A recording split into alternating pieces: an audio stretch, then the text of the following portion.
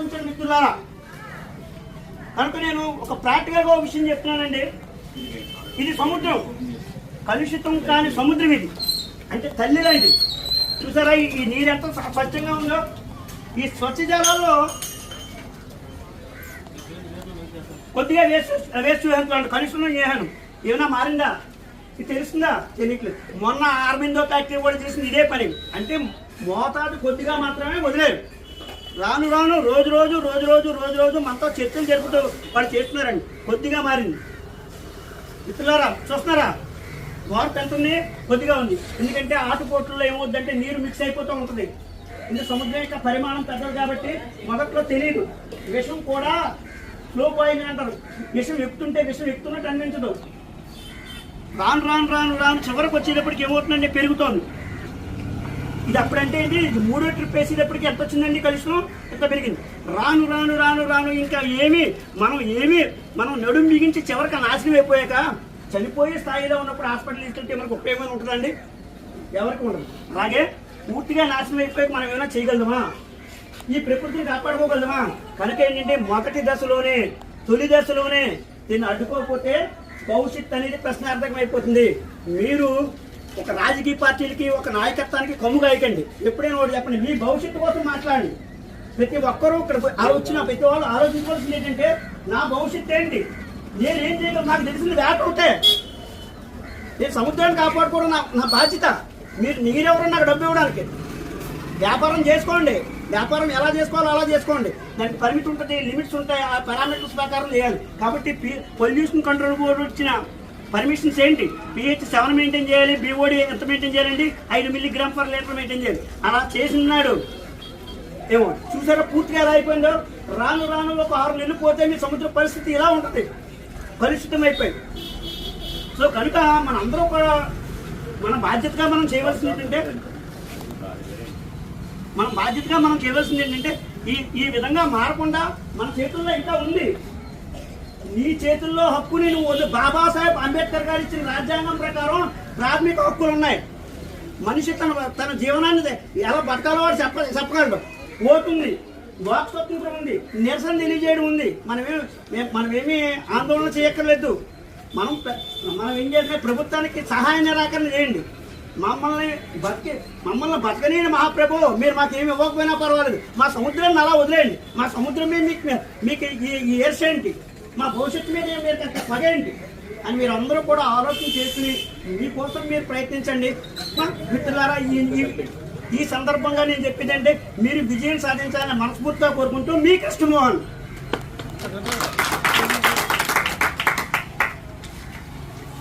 ఏవైతున్నాయో environmental norms ప్రకారం factory ఎలా అయితే మీరు పెట్టారో ఆ నామ్స్ ప్రకారమే చేయండి. సముద్ర జలాలు కలుషితం అవడానికి లేదు. దయచేసి మాకు పొట్టగొట్టొద్దు అనేది దాని మీద మాత్రం మనం గట్టిగా పోరాడదాం. మీ అందరికీ కూడా మా పార్టీ సపోర్ట్ ఎప్పటికీ ఉంటుంది. Thank you. మీ అందరికీ నేను రిక్వెస్ట్ చేసేది ఏంటంటే, మీలో చదువుకున్న వాళ్ళు ఎవరైనా ఉంటే కనుక చెప్పండి. ఇప్పుడు మీరు కమిటీలు వేస్తారు, గవర్నమెంట్ కమిటీలు వేస్తారు. ఇతను కృష్ణమోహన్ గారని చాలా ఎక్స్పర్ట్ ఇంట్లో. కాబట్టి మీ తరఫున, పార్టీ తరఫున అయినా కానీ నేను కలెక్టర్ గారికి కూడా మెమరాండం ఇస్తాం. నేను కమిటీలు వేయించుకోండి. pH ఏదైతే వదులుతారో, వ్యర్థ పదార్థాలు వదిలేటప్పుడు నీరుని టెస్ట్ చేయటానికి పెట్టించుకున్నట్టయితే మీరు ఈ డిమాండ్ చేసినట్టయితే మీకు అది ఏమవుతుందనేది నేను ఖచ్చితంగా ఈయన పేదబ్రాహ్మణుడు అయినా కానీ ప్రజలకు ఏదో సేవ చేయాలని చెప్పి ఆయన వచ్చాడు ముందుకు. అంతేగాని ఇప్పుడు మనతో సంబంధం లేదు, ఎస్సీ ఓబీసీతో సంబంధం లేదు. ఆయన ఎవరైనా కానీ సాయం చేద్దాం, నా నాలెడ్జ్ ఉపయోగించి మీకు హెల్ప్ చేద్దామని ఉద్దేశంతో ఉన్నాడు. కాబట్టి రేపు రాబోయే కమిటీలో రిటర్న్ మీరు ప్రపోజ్ చేయండి. నేను రిక్వెస్ట్ చేస్తున్నాను. కమిటీలో మామూలు గవర్నమెంట్ కమిటీ అయినా కానీ, లేదు pH వదిలే కమిటీలో అయినా, రెండాటిలో కూడా ఇతను పట్టించండి. మీకు మంచి జరుగుతుందని నేను చెప్తాను. Thank you. సాధారణంగా మీరు అందరూ కూడా మా కాంటాక్ట్ నెంబర్ తీసుకోండి. ఎందుకంటే మీ దగ్గర మొబైల్స్ ఉన్నాయి. మన కాంటాక్ట్ చేసి చైతన్యం పరచండి. అవగాహన అనేది చాలా ముఖ్యమండి. మనకి ఏం జరుగుతుందో తెలియకపోతే మనం ఎలా కాపాడుకోవాలో అసలు అర్థం కాదు. పూర్తిగా ఇలా కలిసిన వేయక మనం ఏమైనా చేయగలమా? మన చేతుల్లో లేని దాన్ని ఏమీ చేయలేము. చేతుల్లో ఉంది ఇంకా పరిస్థితి. అంటే స్టార్టింగ్ దశలోనే ఉన్నాము, మొదటి దశలో ఉన్నాం కాబట్టి మనం కాపాడుకోగలరు. తప్పుని సర్దిద్దే అవకాశం ఉంది, కానీ ఆ సర్దిద్దుకునే అవకాశం మీరు వదులుకోకండి. చెయ్యి దాటిపోయాక మనం ఏమీ చేయలేం, అవునా కదా? ప్రతి ఒక్కరూ ఆలోచించండి. దీని మీద మీకు ఏమన్నా క్వశ్చన్ ఉంటే అడగండి, క్వశ్చన్స్ ఏమన్నా అడగండి, మీకు అభ్యంతరాలు క్వశ్చన్స్. మీకు ఏమైనా సబ్మిట్ పరంగా ఏమైనా డౌట్లు ఏమైనా ఉంటాయి? ఇప్పుడు వాటర్ ఏ పర్సెంటేజ్ ఉందో మనం కమిటీ చేసి నిర్ధారణ కమిటీ చేసి అందులో మనం ఇలాంటి ఎక్స్పర్ట్ తీసుకెళ్ళి టెస్ట్ చేయించుకుంటామండి. టెస్ట్ చేయించుకుంటే అప్పుడు ఏమవుతుంది, పీహెచ్ 7 వస్తుంది. అప్పుడు అంతే వదిలేరు కనుక ఒకళ్ళు పనికి చేయగలరు, అంతే వస్తుంది. తర్వాత వాళ్ళు ఏం చేస్తారు, మళ్ళీ వదిలేస్తారు, 2 నెలలకు 3 నెలలకు వదిలేస్తారు. వదిలేసేటప్పుడు మళ్ళీ టెస్ట్ చేయించాలండి. మళ్ళీ ప్రతిసారి టెస్ట్ ఎలా అవుద్ది, చేయించాలండి, అది నేను చేయించాల్సిందే. ఇప్పుడు మీరు పగలేమో 7% వదులుతారు, రాత్రి పడుకున్న తర్వాత ఏమో 9% వదులుతారు. అలా నడదండి. మీరు వదిలేటప్పుడు మా ఓళ్ళు, మేము, మా మత్స్యకారులు, మా కమిటీ మెంబర్స్ ఉంటాం. అది చెక్ చేసిన తర్వాత మీరు వదలాలి లోపలికి.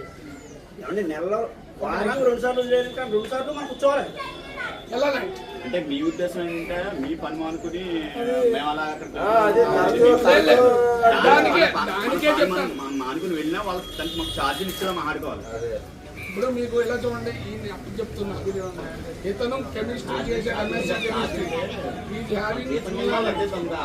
ఈ కంపెనీలో ఇదే పని చేసేవాడు.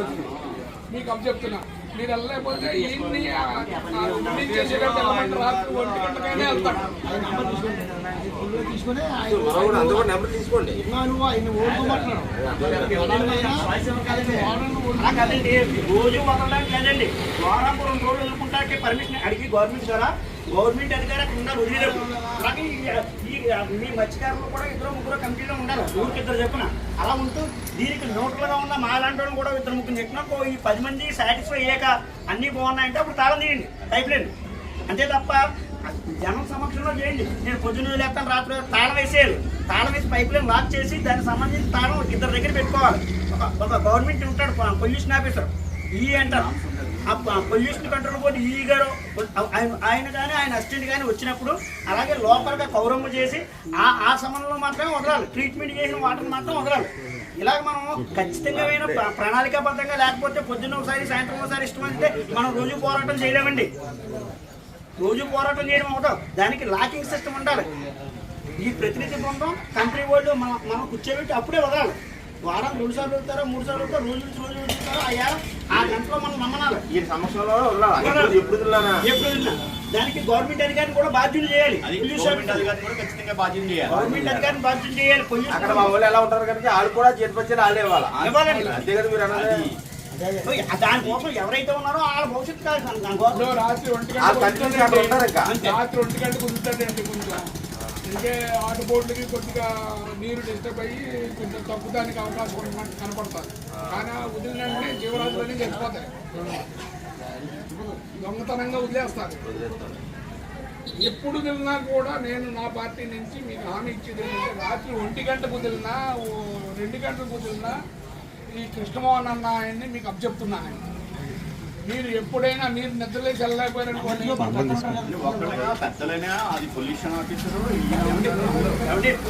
పొల్యూషన్ ఆఫీసరు, ఈ కమిటీ మెంబర్లు అందరూ ఉన్నప్పుడే మనకు పట్టబగలే రాత్రి రోజులతో కుదరదు. కనుక తాళాలు వేసేయాలి, లాక్ సిస్టమ్ ఉంటుంది. ఆ లాక్ సిస్టమ్ అందరూ కలిపి ఉన్నప్పుడే ఓపెన్ చేయాలి.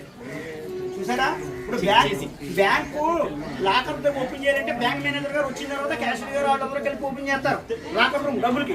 అలాగే వేసేటప్పుడు కూడా సీల్ వేస్తారు. అలాగే దీనికి కూడా సీల్ వేసేయాలి. సీల్ వేసిన తర్వాత ఈ ప్రతినిధి బృందం వచ్చినప్పుడు మాత్రమే ఏమంటే మేము వాటర్ కౌరంపాలి. కౌరంపిన తర్వాత ఈ పొల్యూషన్ అధికారులు, ఈ గ్రామంలో ఉన్న కీలకమైన వ్యక్తులు, ఈ ఇందులో చదువుకున్న కమిటీ కుర్రోళ్ళు కలిపి ఉన్నప్పుడు మాత్రమే వారానికి 2 రోజులు 3 రోజులు టైం పెట్టుకుని రోజు 2 రోజులు కూర్చారు పట్టబదులు మాత్రమే వదలాలి. అందరికీ తెలిసిలా వదలాలి, రాత్రిలో వదలకూడదు.